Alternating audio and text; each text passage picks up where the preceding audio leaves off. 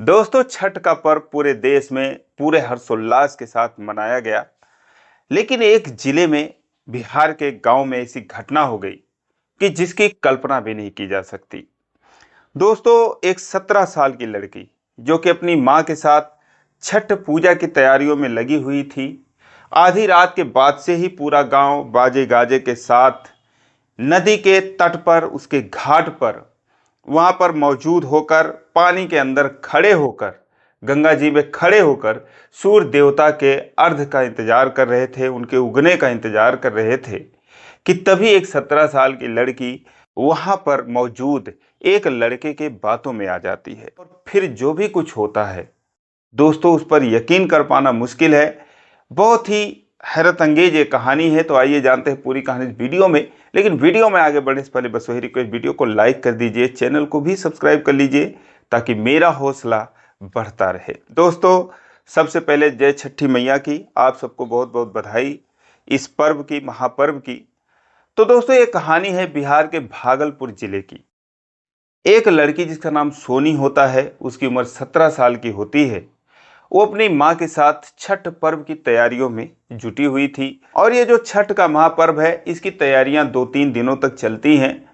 और सबसे मेन जो होता है वो होता है कि एक दिन दोपहर के बाद से ही लोग जाकर जल के अंदर खड़े हो जाते हैं, चाहे वो नदी हो चाहे पोखरा हो। और उसके बाद सूरज के डूबने तक वहाँ पर वो खड़े रहते हैं, सूरज देवता की आराधना करते हैं, छठी मैया की पूजा करते हैं। और जैसे ही सूरज डूबता है उस दिन, और फिर वो लोग चले आते हैं। अगले दिन फिर वो जाते हैं उसी जगह पर, और उसी पानी में खड़े होकर, जल में खड़े होकर, अब वो सूरज उगने का इंतजार करते हैं। पहले दिन तो डूबने का इंतजार करते हैं, सुबह जाते हैं तो सूरज के उगने का इंतजार करते हैं। जैसे सूरज देवता निकलते हैं वैसे ही लोग अर्घ्य देते हैं सूरज को, और उसके बाद उनका पूजा वहाँ पर समाप्त होता है। तो इस तरीके का वहाँ पर ये तैयारियां चल रही थी। तो जो लड़की सोनी होती है, वो 26 तारीख की शाम को अपने पूरे गांव वालों के साथ, डीजे बाजे के साथ वहाँ पर जाती है। उसकी माँ जो है वो जाती है नदी के अंदर, गंगा जी वहाँ से बह रही थी, वहाँ पर वो खड़ी होकर, बहुत सारी हजारों औरतें थीं और सोनी बाहर खड़ी हुई थी। उसके पिता जो है वो बाहर कमाते थे, घर में उसके सिर्फ एक दादा थे, तो यही सब लोग थे। तो जो उसकी माँ नदी में खड़ी थी, ये बाहर थी। वहीं पर जो सारे लोग होते हैं, दुकान वगैरह लगा रहता है, वहाँ पर कुछ खाते पीते हैं और उसके बाद मोबाइल से फ़ोटो वगैरह खींचते हैं। तो सोनी के संपर्क में एक लड़का आता है जिसका नाम विक्रम होता है। विक्रम से उसकी जान पहचान 1 साल से थी। जान पहचान क्या थी, सब कुछ था, उसकी कहानी भी आगे हम बताएंगे। तो विक्रम जब वहाँ पर आता है तो ये दोनों लोग एक दूसरे से बातें करते हैं, एक दूसरे के साथ समय बिताते हैं, जब तक कि 3-4 घंटा उसकी माँ जल के अंदर खड़ी रहती है। कभी कभार बीच में वो आ जाती थी अपनी माँ को कुछ मदद करने के लिए, या फिर उनको दिखाने के लिए कि हाँ मैं भी यहीं पर हूँ। और उसके बाद वो विक्रम के साथ घूमती है। उस दिन जब रात हो जाती है, लोग घर पर आ जाते हैं। अगले दिन सुबह जब फिर इनको जाना था, सुबह क्या, वो आधी रात को ही चले जाते हैं।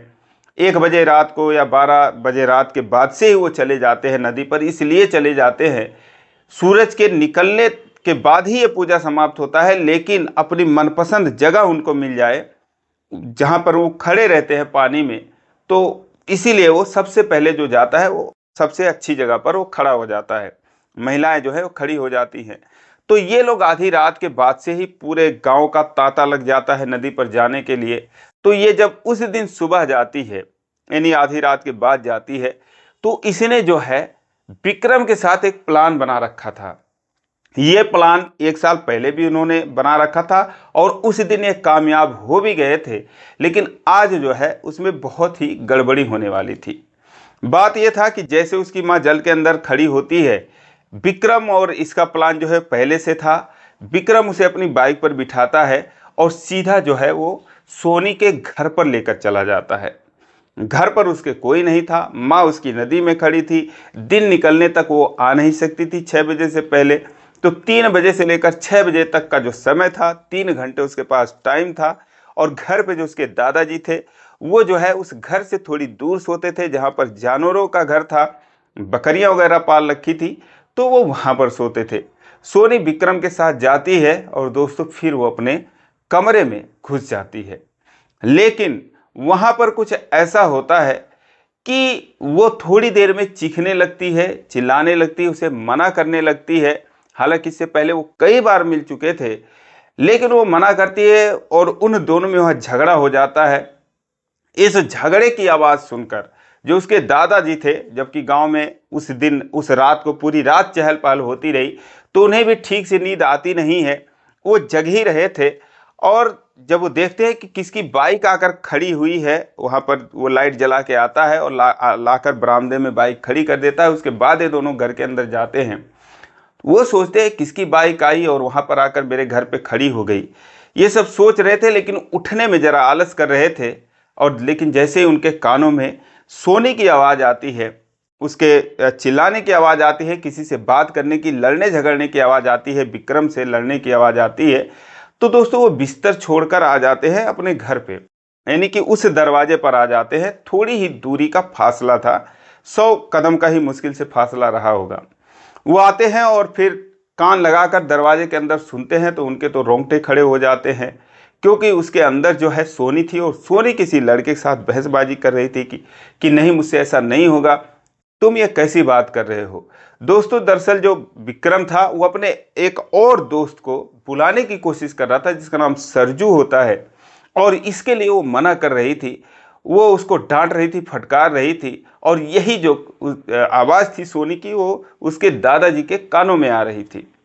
वो दरवाज़ा पीटने लगते हैं, कहते कौन है अंदर, सोनी कौन है बेटा। अब जैसे ये लोग आवाज़ सुनते हैं तो एकदम सन्न हो जाते, चुप हो जाते हैं। लेकिन वो तो समझ ही चुके थे कि अंदर जो है सोनी के साथ कोई और है, और वहाँ पर ऐसा ना हो कोई बड़ी घटना हो जाए। तो इसीलिए वो आसपास के लोगों को भी बुला लेते हैं कि मेरे घर में ऐसे लगता है जैसे कोई चोर घुसा हो। उसके बाद और लोग इकट्ठा हो जाते हैं, दरवाज़ा पीटते हैं, लेकिन अब वो लोग अंदर ही एकदम चुपचाप बैठे थे कि अब तो पकड़े गए, अब क्या होगा। लेकिन दोस्तों ये लोग जो है वो दरवाज़ा तोड़ देते हैं, और जैसे ही दरवाज़ा तोड़ते हैं वैसे ही जो विक्रम था वहाँ से निकल के भागता है, अपनी बाइक वहीं पर छोड़ देता है। बाइक छोड़कर भागता है, उसके पीछे ग्रामीण लगते हैं और कुछ दूर तक उसका पीछा करते हैं। लेकिन चूंकि दोस्तों रात के अभी 3 साढ़े 3 ही बज रहे थे, एकदम अंधेरा था, गांव से बाहर होते ही वो गायब हो जाता है। फिलहाल उसकी बाइक जो है वो जब्त कर ली जाती है। वो बाइक भी किसी दोस्त की थी।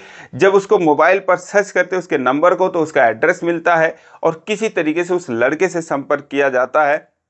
वो कहता है कि मेरी बाइक जो है कोई और लेकर गया था मांगकर, और मैं जो है यहाँ पर नहीं था। जब सोनी से पूछते हैं तो सोनी कोई बात नहीं बताती। वो कहती है मुझे नहीं पता कौन था और कैसे आया था।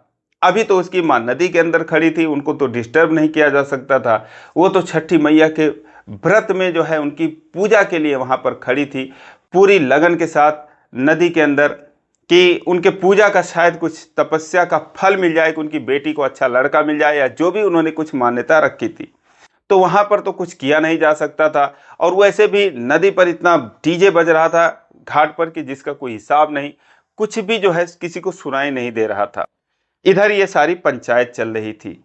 लेकिन जब फिर 6 बजते हैं, 7-8 बजते हैं, पूजा समाप्त होता है, सारे लोग गांव में आते हैं, तो जब ये सारा नज़ारा वो लोग देखते हैं तो दोस्तों दांते तलो उंगली दबा लेते हैं कि बताओ, वहाँ पर पूजा चल रहा था और यहाँ पर ये काम कर रही थी। फिलहाल उससे कड़ाई से पूछताछ करते हैं, वो कुछ नहीं बताती। इसमें पुलिस केस होता है, उस गाड़ी वाले लड़के को जो है पुलिस पकड़ के ले जाती है, फिर विक्रम को उसके थ्रू पकड़ती है। और उसके बाद जो दोस्तों खुलासा होता है वो बहुत ही चौंकाने वाला होता है। ये कहानी जो है शुरू होती है 2024 के छठ के ही दिन से, जब उस दिन शाम के समय लोग नदी के अंदर जाते हैं दोपहर के बाद से, और सूरज के डूबने का इंतजार कर रहे थे। सारे लोग इधर अपने मौज मस्ती में, जो लड़के लड़कियां थी या जो उनके रिश्तेदार थे, जो उनके परिजन थे, जो कि व्रत रख रखे थे, हजारों महिलाएं जो पानी में खड़ी थी, तो ये लोग जब घूम टहल रहे थे तो उसी समय विक्रम और सोनी की मुलाकात होती है। विक्रम जो है सोनी से बातें करता है और दोनों एक दूसरे को पहली नज़र में पसंद कर लेते हैं। अब दोस्तों उस दिन इन दोनों में दोस्ती हुई शाम को, और उसके बाद ये दोनों एक दूसरे का नंबर ले लेते हैं। नंबर लेने के बाद ये रात भर जो है उस दिन बातें करते रहे, और अगले दिन फिर जब वो नदी पर आते हैं, घाट पर आते हैं, तो फिर ये दोनों एक दूसरे के प्रति इतने आकर्षित हो जाते हैं कि फिर ये भूल जाते हैं कि हम कहाँ पर आए हैं, आज कौन सा दिन है और हमको क्या करना चाहिए, क्या नहीं करना चाहिए। विक्रम की बातों में जो सोनी थी वो आ जाती है। वो उसे अकेले में मिलना चाहती थी, लेकिन विक्रम के घर पे पूरा परिवार था और विक्रम के घर से कोई व्रत रखने वाला नहीं था। वो सिर्फ इसीलिए आता था कि आकर किसी से बातें कर सके या फिर जो है वो लोगों के साथ छेड़छाड़ कर सके। तो उसकी मंशा बस यही थी, इसीलिए जो है वो छठ के मौके पर नदी पर आ जाता था। तो जब सोनी और उसकी बात होती है, सोनी उसके बातों में आ जाती है और विक्रम अपने घर पर उसे ले नहीं जा सकता था। तो सोनी फिर जो है उसे कहती है कि चलो ठीक है, मेरे घर पर तुम चलो, मेरे पिताजी यहाँ पर रहेंगे, वो माँ की मदद करते रहेंगे और मुझे 2-3 घंटे वो कहाँ ढूंढेंगे, मैं कहाँ पर हूँ, तो तुम मेरे साथ मेरे घर पर चलो। तो दोस्तों सोनी और विक्रम उस दिन सोनी के घर पर जाते हैं। वहाँ पर इत्मीनान से जैसे अब की बार गए थे तब की बार भी वैसे जा गए थे। 2024 में बाइक को खड़ी करता है, उस दिन अपनी बाइक लेकर गया था और उसके बाद वो घर में जाते हैं। दोनों के बीच की जो सारी दूरियां थी उस दिन मिट जाती हैं, एक दूसरे के आगोश में खो जाते हैं। उनको सुध-बुध ही नहीं रहता कि वो कहाँ से आए हैं और किस पूजा स्थल से वो ये काम करने के लिए वहाँ से चले आए हैं। उसके बाद दोस्तों फिर वो समय रहते ही यानी कि 5 बजे 5:30 बजे के आसपास चले जाते हैं, जबकि सूरज नहीं निकला था, अंधेरा ही था, और नदी पर चले जाते हैं। वहाँ उसके बाद पूजा होता है, किसी को कुछ पता ही नहीं चलता। और उसके बाद 1 साल तक 2024 से लेकर 2025 आ गया था। कई बार ये दोनों मिल चुके थे, एक दूसरे से शादी का वादा कर चुके थे कि शादी करना है, लेकिन इस बीच में जो विक्रम था वो सोनी से दूरियां बनाने लगा। उसका मन उससे भर जाता है, उससे दूरी बनाने लगता है और धीरे धीरे यहाँ तक की नौबत आ जाती है उसका फ़ोन उठाना बंद कर देता है। और फिर उसके बाद जो है ये 2025 का ये छठ का जो है वो समय आ जाता है। 26 तारीख की शाम को जब दोनों की मुलाकात वहाँ पर होती है, तो वो दोनों फिर एक दूसरे से मतलब बातें करते हैं और विक्रम उसे कहता है कि हाँ मैं शादी करूँगा तुमसे, लेकिन कल जो है एक बार मिलते हैं, तुमसे कुछ और बातें करनी है। दोस्तों फिर उसी दिन सुबह को 27 तारीख की सुबह को वो उसके घर पे जाता है और उससे जो है उसका जो विक्रम का एक दोस्त था सरजू, वो कहता है कि तुम सरजू से शादी कर लो और मैं तुमसे शादी नहीं कर सकता क्योंकि मेरी शादी कहीं और होने वाली है। जब ये बात वो सुनती है तो कहती है मैं सरजू से क्यों शादी कर लूं, जब प्यार तुमसे किया है, 1 साल से तुमसे मेरा जो है जो कुछ है रिलेशन वो तुमसे है, तो मैं सरजू से शादी क्यों कर लूं। और सरजू को मैं पसंद नहीं करती। दोस्तों 1-2 बार वो सरजू से भी मिल चुकी थी, उसी ने ही मिलवाया था कि मेरा दोस्त है। तो वो कहता है कि नहीं वो तुम्हें पसंद करता, तुमसे शादी करना चाहता है और सब कुछ वो हमारे बारे में जानता है, फिर भी उसे कोई आपत्ति नहीं है, तुम उससे शादी कर लो। लेकिन इस बात पर वो भड़क जाती है, उसे मारने लगती, पीटने लगती है, चीखने चिल्लाने लगती है। तभी उसकी आवाज़ उसके दादाजी के कानों में पड़ती है और वो फिर उठकर आते हैं कि जरा देखो मेरे घर में क्या हो रहा है। और उसके बाद जब इन सब मामले का खुलासा होता है दोस्तों, उसके बाद पुलिस वाले जो कहते हैं भाई ये पारिवारिक मामला है, तुम लोगों को अगर कोई केस करना है तो हम विक्रम के ऊपर केस कर सकते हैं, इसमें सरजू का तो कोई दोष नहीं है।